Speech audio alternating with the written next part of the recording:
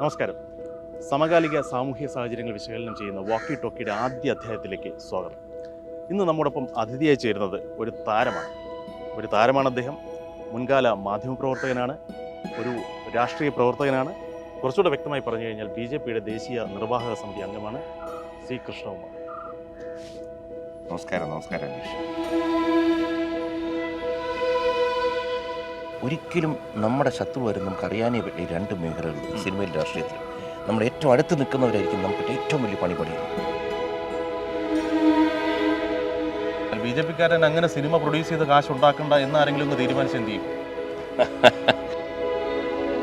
തിരുവനന്തപുരം നഗരസഭയുടെ അല്ലെങ്കിൽ തിരുവനന്തപുരത്തിൻ്റെ പിതാവാകാൻ BJP കാൻഡിഡേറ്റായിട്ട് താങ്കൾക്കൊരു അവസരം തരികയാണെന്നുണ്ടെങ്കിൽ ഞെട്ടിപ്പിക്കുന്ന തീരുമാനങ്ങൾ BJPയുടെ ഭാഗത്തുനിന്നുണ്ടാവാറുണ്ട്.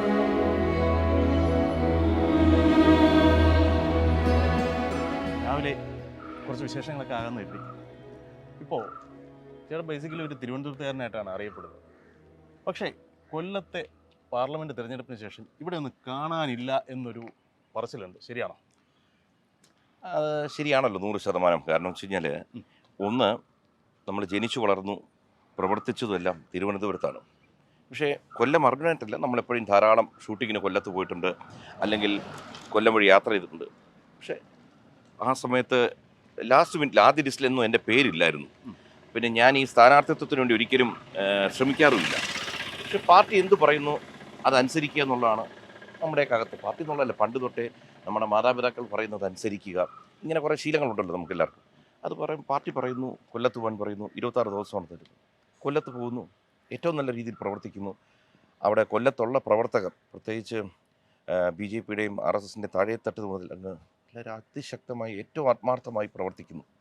അതുകൊണ്ടാണ് 60,000-ത്തിലധികം വോട്ട് അഡീഷണൽ കിട്ടുന്നത്. പക്ഷെ അത് കഴിയുമ്പോഴുണ്ടാകുമെന്ന് വെച്ച് കഴിഞ്ഞാൽ, ഇലക്ഷനിൽ പരാജയപ്പെട്ട് കഴിഞ്ഞാൽ പാർട്ടിയിൽ റെസ്പോൺസിബിലിറ്റീസ് അല്ലെങ്കിൽ ചുമതലകൾ വഹിക്കാത്ത ഒരാളെന്ന നിലയ്ക്ക് നമുക്ക് ഒരിടത്തും നിന്ന് പ്രവർത്തിക്കാൻ പറ്റില്ല.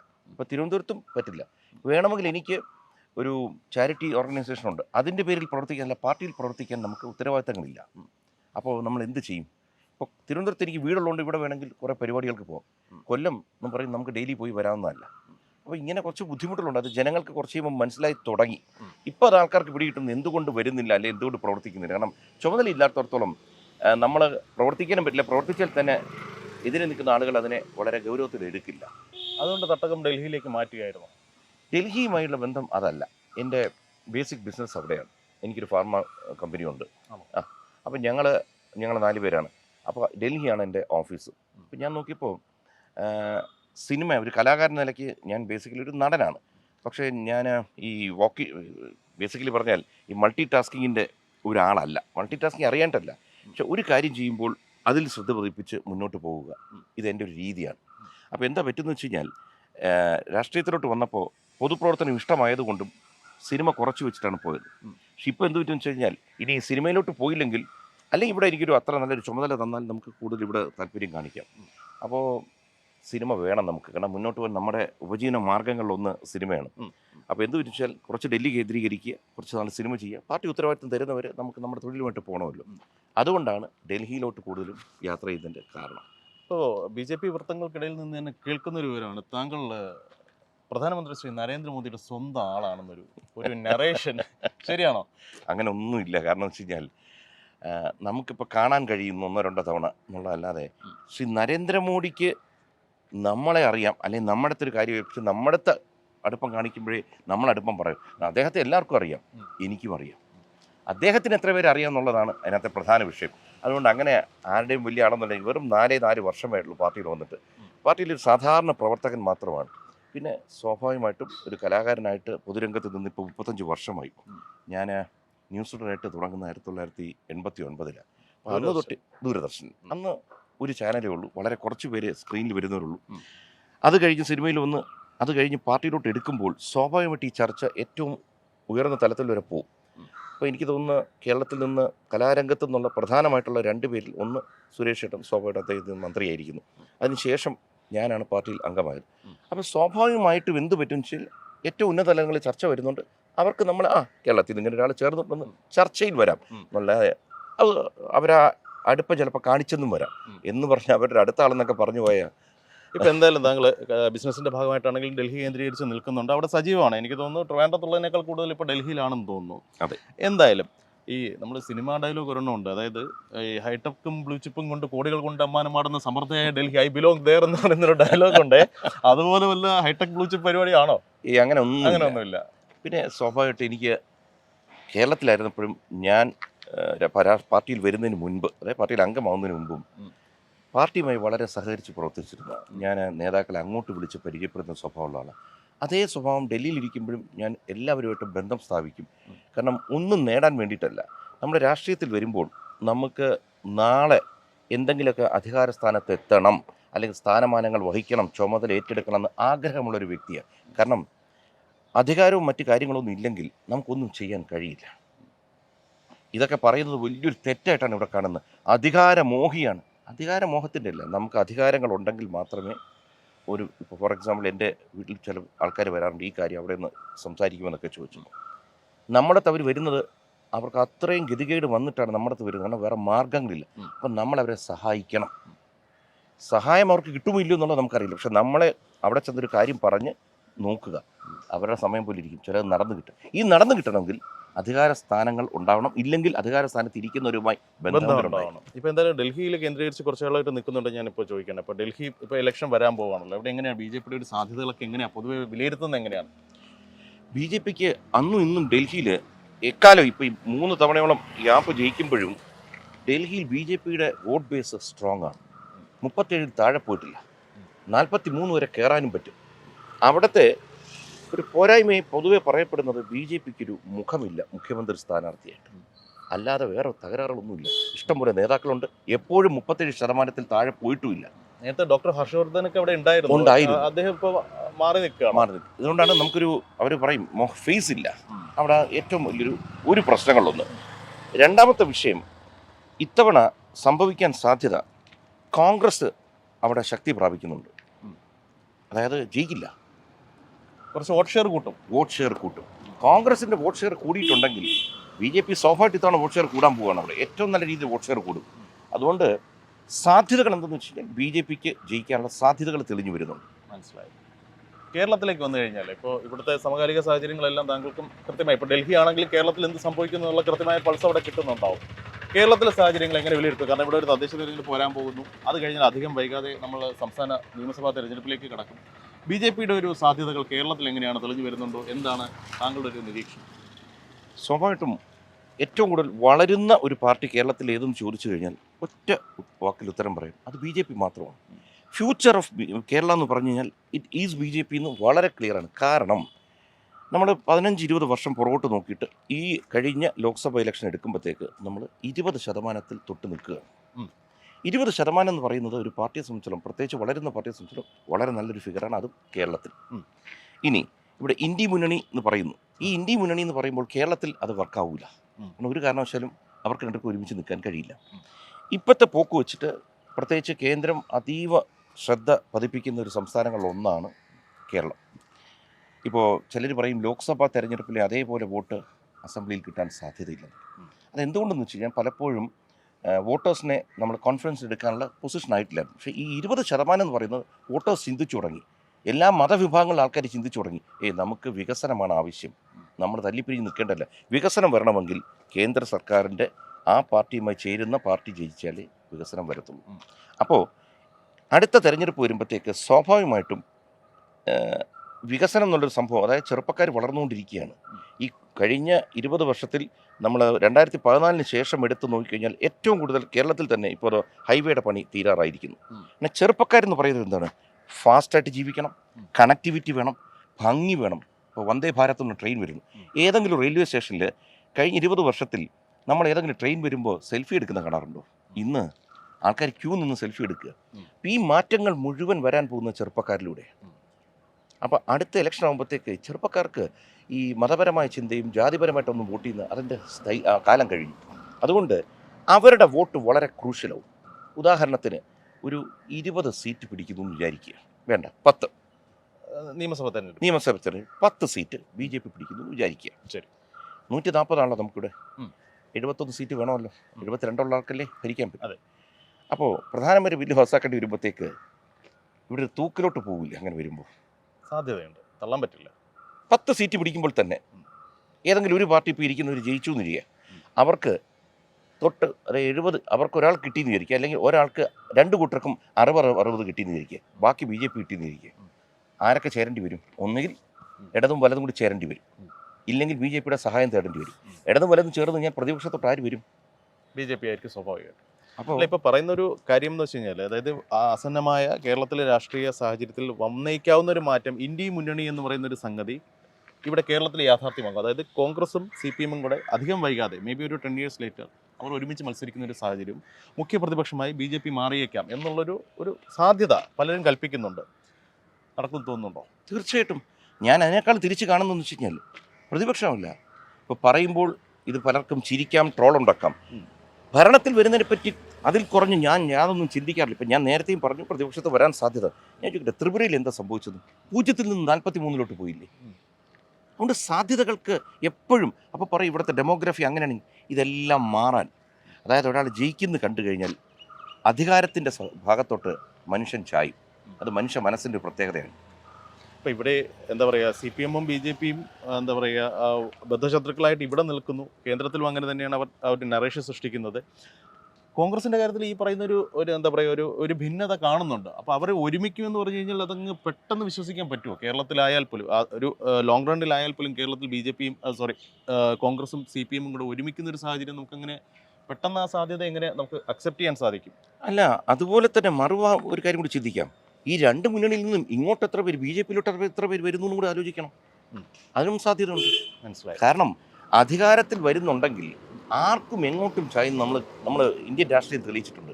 അതിൽ രാഷ്ട്രീയം ഇത്രയും കാലം ഞാൻ ഇന്ന ഒരു ഐഡിയോളജിയുടെ പുറകെ പോയി എന്ന് പറഞ്ഞ് മാറില്ലെന്നൊന്നും പറയണ്ട. പ്രധാന ആൾക്കാരെല്ലാം അങ്ങോട്ടും ഇങ്ങോട്ടും മാറിയ ചരിത്രം നമ്മുടെ മുമ്പിലുണ്ട്. വളരെ അടുത്ത കാലത്ത് നമ്മൾ കണ്ടുകൊണ്ടിരിക്കുകയാണ്. ഇപ്പോൾ BJP-യുടെ കേന്ദ്ര മന്ത്രിസഭയിൽ ഇരിക്കുന്ന സിന്ധ്യ ഏത് പാർട്ടിയിൽ നിന്ന് വന്നാണ്? അവരുടെ ചരിത്രം പരിശോധിച്ച് നോക്കുക. ഏറ്റവും സ്ട്രോങ് ആയിട്ടുള്ള ഒരു കോൺഗ്രസ് കുടുംബത്തിലെ അംഗമാണ് മാധവറാവ് സിന്ധ്യ ആയിരുന്നത്. അദ്ദേഹത്തിൻ്റെ മകനാണ് ഇപ്പോൾ BJP-യോട് കൂടി ഇരിക്കുന്നത്. ഒരുപാട് പേര്. അതുകൊണ്ട് ഇതൊക്കെ സംഭവിക്കാൻ അധിക നേരമൊന്നും വേണ്ട. കേരളത്തിലെ കാര്യം താങ്കൾ നേരത്തെ പറഞ്ഞല്ലോ, വോട്ട് ഷെയർ അവർ കൃത്യമായി കൂട്ടിക്കൊണ്ടിരിക്കുന്നു. 20% എന്ന് പറയുന്ന ആ ഒരു ലെവലിലേക്ക് എത്തുന്നത് ആശാവഹമായ, BJP-യെ സംബന്ധിച്ചിടത്തോളം ആശാവഹമായ ഒരു നേട്ടമാണ്. പക്ഷേ എന്നിരുന്നാലും കേരളത്തിലെ BJP-യുടെ ആ ഒരു വളർച്ച പ്രതീക്ഷയ്ക്കൊത്ത് ഉയരുന്നുണ്ടോ എന്ന് ചോദിച്ചു കഴിഞ്ഞാൽ ഇല്ല എന്ന് ചില BJP-ക്കാരെങ്കിലും സമ്മതിക്കുന്നുണ്ട്. താങ്കൾക്ക് ഇങ്ങനെ ഒരു പക്ഷമുണ്ടോ? അത് അറ്റ്ലീസ്റ്റ് എനിക്ക് സന്തോഷം. പ്രതീക്ഷയ്ക്കൊത്ത് വളരുന്ന അപ്പോൾ ഒരു പ്രതീക്ഷ ഉണ്ട്, അത് തന്നെ വലിയൊരു സംഭവമാണ്. 1. 2, നമ്മൾ ഏത് പാർട്ടിയും വളരുമ്പോൾ ഒരു ചേണിങ് പീരീഡ് എന്ന് പറയും. ഇന്നിപ്പോൾ BJP-യിൽ കടയിൽ നടക്കുന്നൊരു സമയമാണ്. അതായത് നമ്മളിപ്പോൾ വലിയൊരു പാർട്ടി ആയോ എന്ന് ചോദിച്ചാൽ ആയി, എന്നാൽ സീറ്റുകളുണ്ടോ എന്ന് ചോദിച്ചാൽ സീറ്റില്ല. അപ്പം നമ്മളിങ്ങനെ ആലോചിക്കുകയായിരിക്കും, പാർട്ടി ഒന്നടങ്ക് എപ്പോഴും ഇരുന്ന് വലിയ ചർച്ചകൾ നടക്കും, എങ്ങനെ നമുക്ക് ആ കടമ്പ കടക്കാം എന്നുള്ളത്. അപ്പോൾ സ്വാഭാവികമായിട്ടും എന്തെന്ന് വെച്ച് കഴിഞ്ഞാൽ ഭരണത്തിൻ്റെ അറ്റത്തുണ്ട്, എന്നാൽ ഭരണം ഇല്ലാതാനും ഒരു MLA ഇല്ല. അപ്പോൾ പാർട്ടിക്കകത്തൊക്കെ എപ്പോഴും ഒരു മത്സരം നടക്കും. കാരണം ഇപ്പോൾ എല്ലാവർക്കും തോന്നും ഞാനാണ് ആ സ്ഥാനത്ത് വന്നത്, ഞാൻ ഇങ്ങനെയല്ല അങ്ങനെ പ്രവർത്തിക്കും. ഇത് എല്ലായിടത്തും തോന്നുന്നതാണ്. അത് പുറത്ത് നിൽക്കുന്നവർക്കാണ് കൂടുതൽ തോന്നുന്നത്. അങ്ങനെ പോരായ്മയിട്ട് എനിക്കൊരിക്കലും കാണാൻ പറ്റാത്ത വെച്ചാൽ ഇതുപോലെ ഫൈറ്റ് ചെയ്താണ് ഇവിടം വരെ എത്തുന്നത്. പ്രത്യേകിച്ചും ഒരു ഇലക്ഷൻ ചിലപ്പോൾ ഒരു MP കിട്ടിക്കഴിഞ്ഞ് അടുത്ത ഇലക്ഷൻ വരുമ്പോൾ ചിലപ്പോൾ വോട്ട് ഷെയർ താഴുമ്പത്തിൽ പറയും ഇരിക്കുന്ന നേതാക്കൾ പോരാഞ്ഞും കൊണ്ടാണ് ഇത് വരുന്നതെന്ന് പറയും. പക്ഷെ ഞാൻ പറയുന്നത് ഈ നേതാക്കളെ വെച്ച് തന്നെയാണ് വളരുന്നത്. അപ്പോൾ ഞാൻ നേരത്തെ പറഞ്ഞ കടയിൽ നടക്കുന്ന ഒരു സമയമാണ്. അതായത് എപ്പോൾ വേണോ വെണ്ണ പൊന്തി വരാം, പക്ഷെ എന്നാൽ വരുന്നുമില്ല. അപ്പോൾ ഉണ്ടാകുന്നൊരു സംശയമുണ്ട് ഇതിനകത്ത്, ഇത് ഇവരുടെ പോരായ്മ കൊണ്ടാണോ അതിൻ്റെ പോരായ്മ കൊണ്ടാണോ? അപ്പോൾ സ്വാഭാവികമായിട്ടും ആര് നേതൃത്വത്തിൽ വന്നാലും അവർക്കെതിരെ എപ്പോഴും തിരിയാൻ നമ്മൾ ശ്രമിക്കും. കാരണം നേതാവായിരിക്കുന്ന ആളെ വലിച്ച് താഴെയിടാൻ ഏത് പാർട്ടിയിൽ, ഇതിപ്പോൾ ഭരണത്തിലിരിക്കുന്ന പാർട്ടി ആയിക്കോട്ടെ, പ്രതിപക്ഷത്തിരിക്കുന്നതായിക്കോട്ടെ, BJP ആയിക്കോട്ടെ, എല്ലാ പാർട്ടികളിലും ഈ ഒരു വിഷയമുണ്ടാകും. നാളെ ഒരാൾ വന്നാലും അവരിലും പോരായ്മ കണ്ടെത്തും.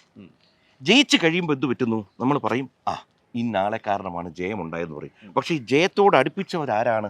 അവരുടെ പരിശ്രമങ്ങൾ ചിലപ്പോൾ കാണാതെ പോകാം.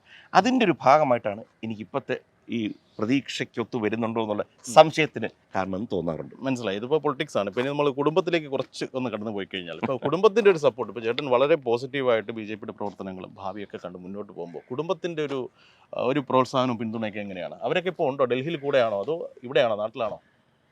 മക്കളൊക്കെ വളരെ വലുതായി, അവരെല്ലാവരും അവരവരുടെ കാലിൽ നിൽക്കുന്നു, അവരവരുടെ വരുമാനം ഉണ്ടാക്കുന്നു.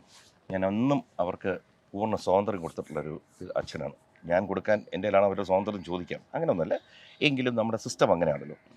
കാരണം അവരവരവരുടെ കാലിൽ നിൽക്കണം, അവരവർ സമ്പാദിച്ചു തുടങ്ങണം. അപ്പോഴേ അവരുണ്ടാക്കുന്ന ധനത്തിന് പോലും അതിൻ്റെ മൂല്യം എന്തെന്ന് അവർ മനസ്സിലാക്കത്തുള്ളൂ. പിന്നെ അവരുടെ സപ്പോർട്ട് അതില്ലാതെ നമുക്ക് മുന്നോട്ട് പോകാൻ പറ്റില്ല. കാരണം നമ്മളൊരു കുടുംബത്തിൽ അധിഷ്ഠിതമായ, അല്ലെങ്കിൽ ഞാനൊരു ഒറ്റയ്ക്ക് മൂവ് ചെയ്യുന്ന ആളാണ്. കുടുംബമായിട്ട് നമ്മൾ ജീവിക്കുമ്പോൾ കുടുംബത്തിന് നമ്മുടെ സപ്പോർട്ടും വേണം, അവരില്ലെങ്കിൽ ഞാനുമില്ല. ഡൽഹി എന്ന് വെച്ചാൽ അവർ വല്ലപ്പോഴും എന്നെ കാണാൻ അല്ലെങ്കിൽ അവരുടെ ആവശ്യത്തിന് വരുമ്പോൾ നമ്മൾ കാണുന്നു. ഇവരിവിടെ ഉണ്ടല്ലോ, മാസം 10 ദിവസം എന്തായാലും ഞാനിവിടെ കാണും.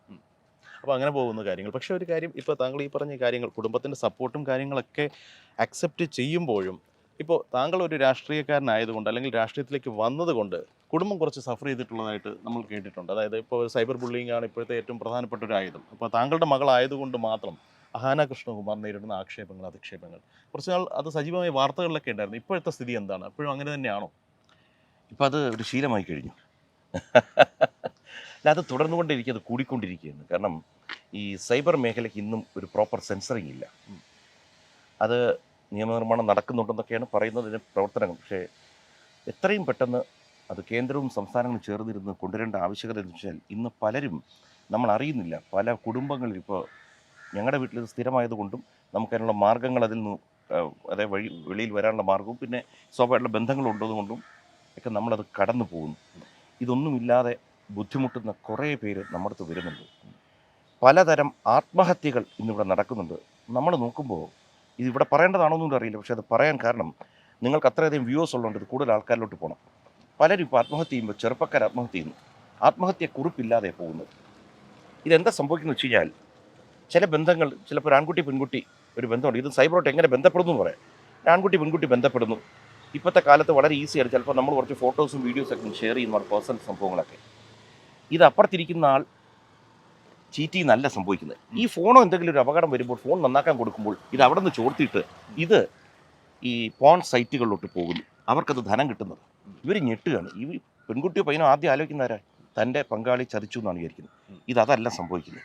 എന്നിട്ട് എന്താ പറ്റുന്നത്? ഇതൊരു മാനപ്രശ്നം വരുന്നു. വന്നു കഴിഞ്ഞാൽ ഇവർക്ക് വേറെ മാർഗമില്ല, ഇവർ എന്തെങ്കിലും ചെയ്യുന്നു.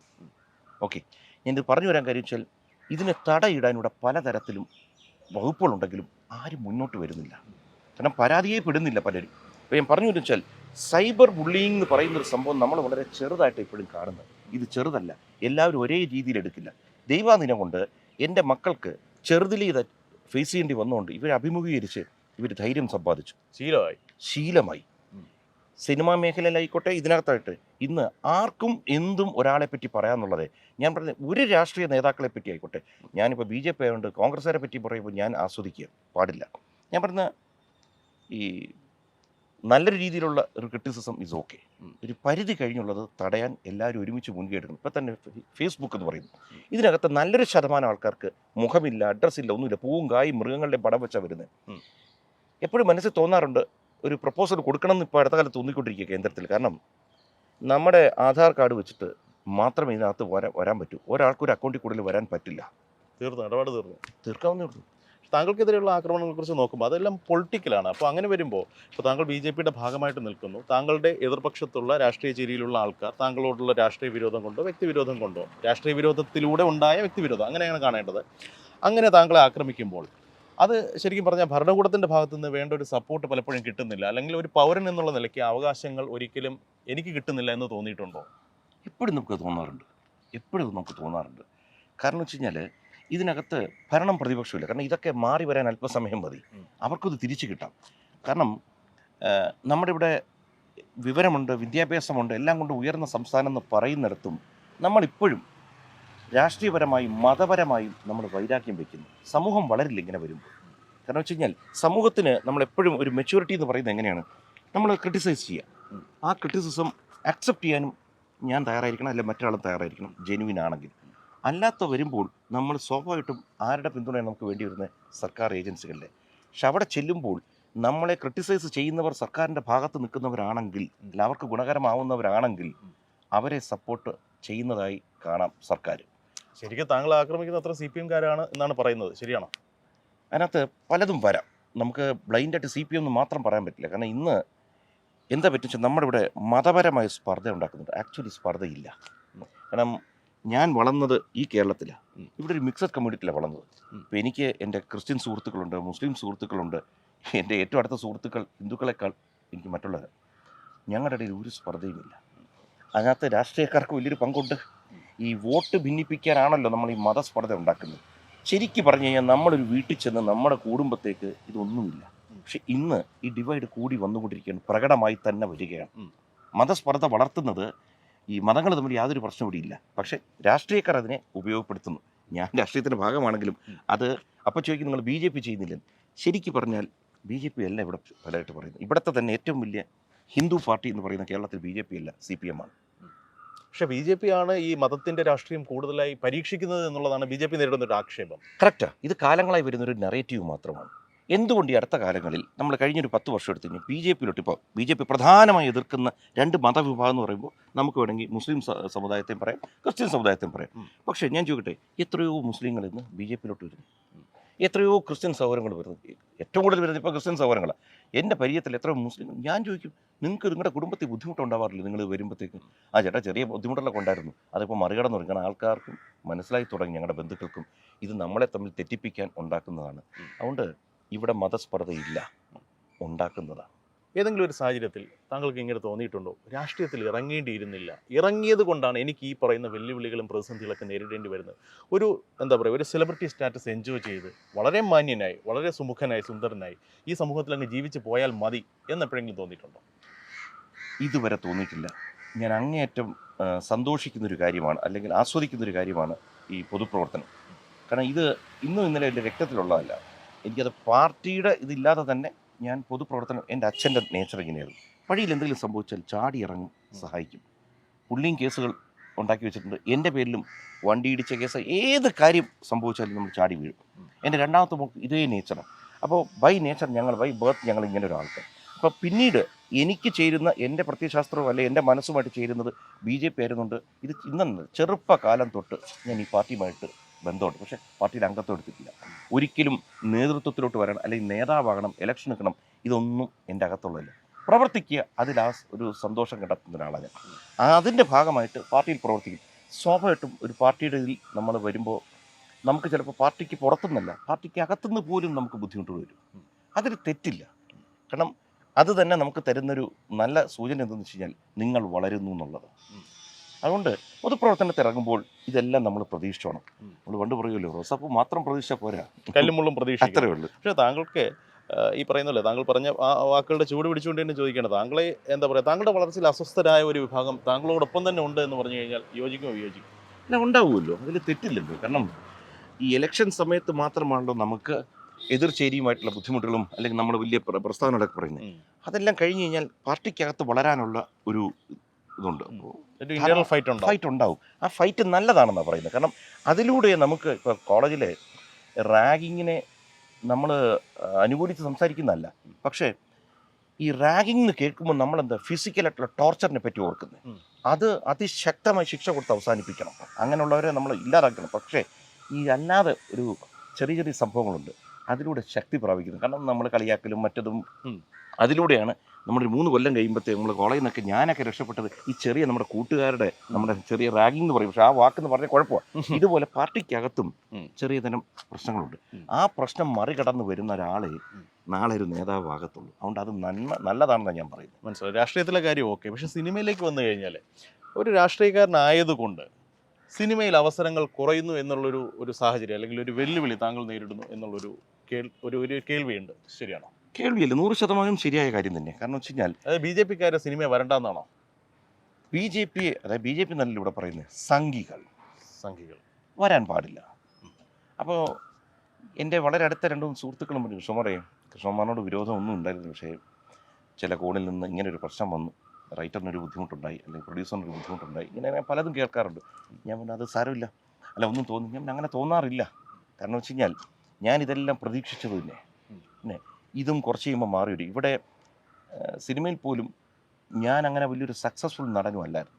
ഒരു സക്സസ് ഉള്ള നടനാണെങ്കിൽ ഈ പാർട്ടിയോടോ അല്ലെങ്കിൽ മറ്റൊരു പാർട്ടിയോടോ ചായ്വ് കാണിച്ചാൽ ആർക്കും എതിർക്കണം. മാർക്കറ്റിനകത്തൊരു വിഷയമുണ്ട്. സെയിലബിൾ ആണെങ്കിൽ ഇതൊന്നും ബാധിക്കില്ല.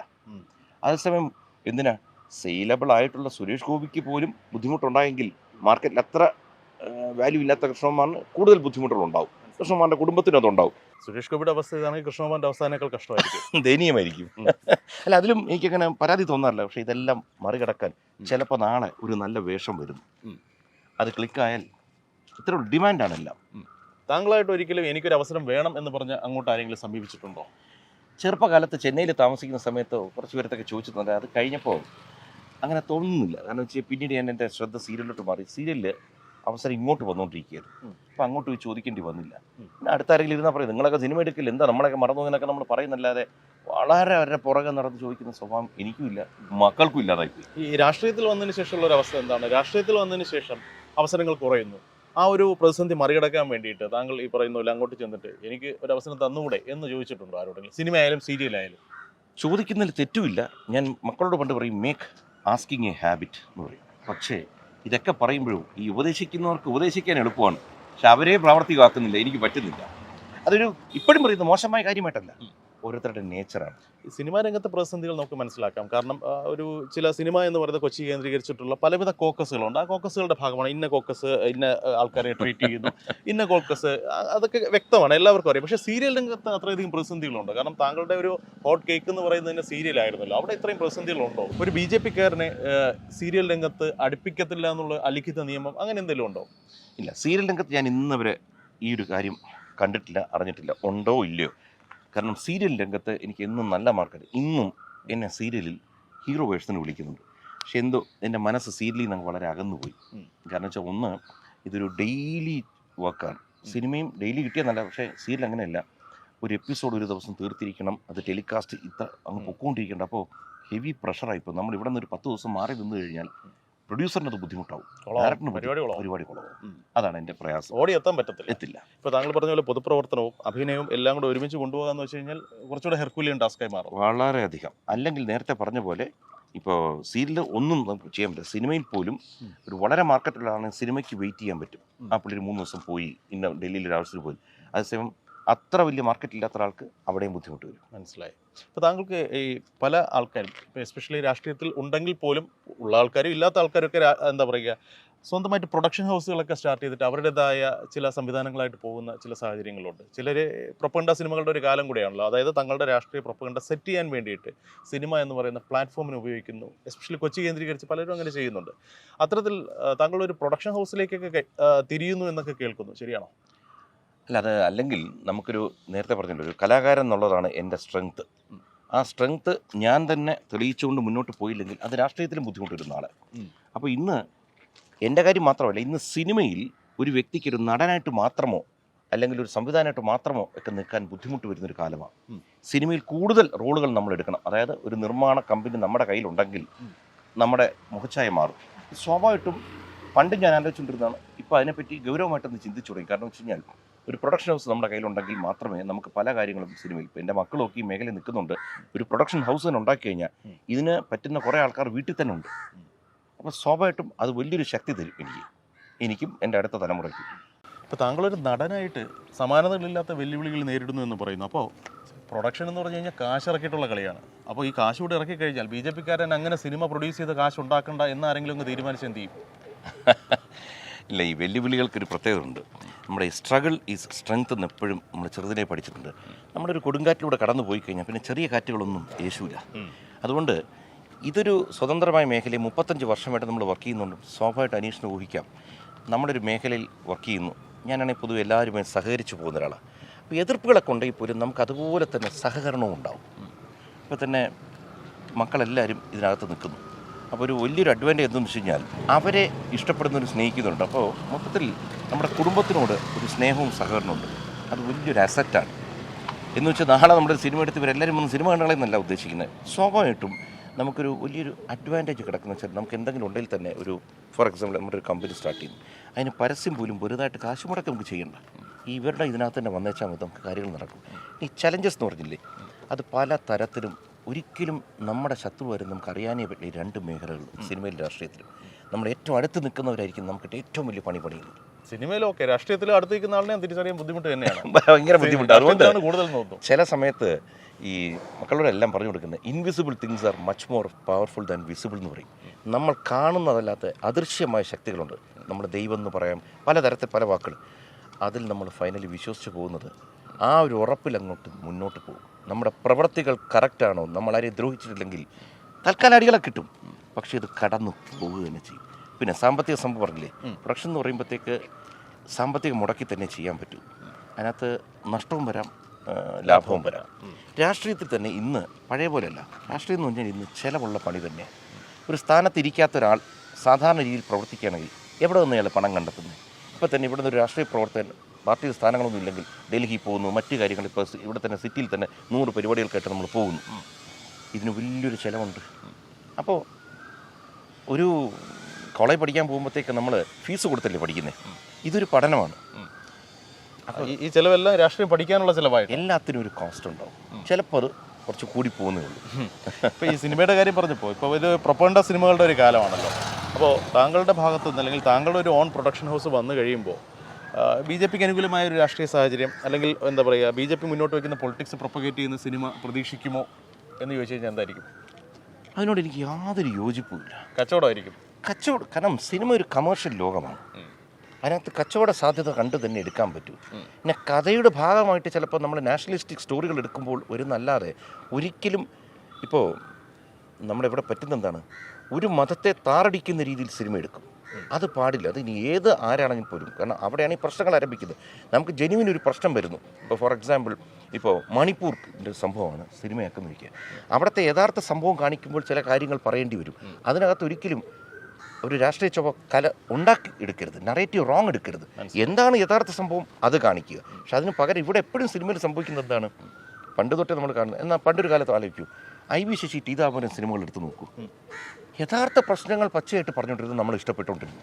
അതിനകത്ത് ഞാനൊരിത് കണ്ടിട്ടില്ല. പക്ഷേ ഈ അടുത്ത കാലത്ത് വളരെ കൃത്യമായ അജണ്ടയോട് കൂടി തന്നെയാണ് ഈ പ്രോപ്പഗൻഡ സിനിമകൾ ഉണ്ടാക്കുന്നത്. അത് വളരെ ദുഃഖകരമായ കാര്യമാണ്. അത് ഈ പറഞ്ഞ കാര്യം ഇവിടെ സെൻസറിങ് ശരിയായില്ല, അപ്പുറത്തുകൊണ്ട് ശരിയായിക്കൊണ്ടിരുന്നത്. അത് തടയേണ്ട സമയം കഴിഞ്ഞിരിക്കും. പക്ഷേ ഇപ്പോൾ ഏതൊരു സിനിമയുടെ കാര്യത്തിൽ ഏകദേശം ഒരു ധാരണയായി. ഇനി നമുക്ക് വീണ്ടും പൊളിറ്റിക്സിലോട്ട് വന്നു കഴിഞ്ഞാൽ ഇപ്പോൾ തദ്ദേശ തിരഞ്ഞെടുപ്പാണ് ഇനി മുന്നിൽ വരാൻ പോകുന്നത്. താങ്കൾ ബേസിക്കലി ട്രിവാൻഡ്രംകാരൻ തന്നെയാണ്, അടിയുറച്ച എന്താ പറയുക ദ സോൾ തിരുവനന്തപുരംകാരൻ. തിരുവനന്തപുരത്തെ സംബന്ധിച്ചിടത്തോളം കഴിഞ്ഞ പ്രാവശ്യം ചുണ്ടിനും കപ്പിനും ഇടയിലാണ് BJPക്ക് നഗരസഭയുടെ ഭരണം നഷ്ടമായത്. ഈ വരുന്ന തെരഞ്ഞെടുപ്പിൽ എന്ത് പ്രതീക്ഷിക്കാം? അല്ലെങ്കിൽ കേരളത്തിൽ മൊത്തത്തിൽ BJPയുടെ ഒരു പെർഫോമൻസ് എങ്ങനെയായിരിക്കും? താങ്കളുടെ ഒരു സബ്ജക്റ്റീവ് സ്പെക്കുലേഷൻ എങ്ങനെ? ഏറ്റവും നല്ല രീതിയിൽ ഒരു കഴിഞ്ഞ തവണത്തിനേക്കാൾ മുന്നോട്ട് പോകാൻ വളരെയധികം സാധ്യതകൾ കാണുന്ന, അതും നിയമസഭയ്ക്ക് മുമ്പുള്ള ഒരു സെമി ഫൈനൽസ് പോലെ ഇതിനെ കരുതാവുന്നുള്ളൂ. ഇപ്പോൾ തിരുവനന്തപുരം എടുക്കാം. Between the cup and lip നിങ്ങൾ പറഞ്ഞു. ശരിക്കും പറഞ്ഞാൽ കപ്പ് ആൻഡ് ലിപ്പുമല്ല, ഏറ്റവും വലിയ ഒറ്റ കക്ഷി ഏതെന്ന് ചോദിച്ചാൽ BJPയാണ്. ബാക്കി എല്ലാവരും ഘടകകക്ഷികളെ കൊണ്ടെന്നാണ് കയറിപ്പോയിരിക്കുന്നത്. BJP ഒറ്റയ്ക്കാണ്. ഒറ്റയ്ക്ക് നോക്കുമ്പോൾ BJPയാണ് ഇവിടുത്തെ ഏറ്റവും വലിയ കക്ഷി. സ്വാഭാവികമായിട്ടും ഇതിൽ നിന്ന് അടുത്ത 15 സീറ്റുകൾ എങ്ങനെ കൂടുതൽ കരസ്ഥമാക്കാമെന്ന് നോക്കുക. 15 വേണ്ട, കാരണം BJP കൂടുതൽ എടുത്തു കഴിഞ്ഞാൽ അപ്പുറത്ത് ഇംബാലൻസ് വരും, കയറിപ്പോവാം. അവിടെ ഒരു എക്സ്ട്രാ ഓർഡിനറി എഫേർട്ട് എടുത്താൽ മാത്രമേ എക്സ്ട്രാ ഓർഡിനറി റിസൾട്ട് ഉണ്ടാകും. ഒരു ഓർഡിനറി പെർഫോമൻസാണ് നമ്മൾ കാണിക്കുന്നത്. അതായത് സാധാരണ എല്ലാ രാഷ്ട്രീയ പാർട്ടിയുടെ ഇലക്ഷന് തൊട്ട് മുമ്പ് ഒരു മാസം അല്ലെങ്കിൽ 15 ദിവസം മുമ്പാണ് ഈ ബഹളങ്ങൾ തുടങ്ങുന്നത്. അപ്പോൾ BJP എന്ന് വെച്ചാൽ ഭരണത്തിലെത്താൻ സാധ്യതയുണ്ടെന്ന ഭരണത്തിലില്ല. അങ്ങനെ ഒരു പാർട്ടി ഇന്ന് തുടങ്ങണം. ഏറ്റവും കുറഞ്ഞ് ഇന്നെങ്കിലും അതിൻ്റെ പ്രവർത്തനങ്ങൾ ശക്തമായി. നമ്മുടെ ഈ ബഹളമല്ല വേണ്ടത്, അടിത്തട്ടിൽ ഗ്രാസ് റൂട്ടിൽ കൃത്യമായ മെസ്സേജുകൾ പോവുക, പ്രവർത്തനം നടത്തുക. ഇവർ വന്നാൽ നമുക്ക് ഉറപ്പായും ഉപകാരമുണ്ടാകുന്നു. കാരണം ഈ തദ്ദേശ സ്വയംഭരണ തെരഞ്ഞെടുപ്പിൽ ഞാൻ ധാരാളം താഴെത്തട്ടിൽ വർക്ക് ചെയ്ത മനസ്സിലാച്ചാൽ ഇവിടെ പാർട്ടിയേക്കാൾ വ്യക്തിപരമായ കാര്യങ്ങൾക്കാണ് കൂടുതൽ താല്പര്യം വരുന്നത്.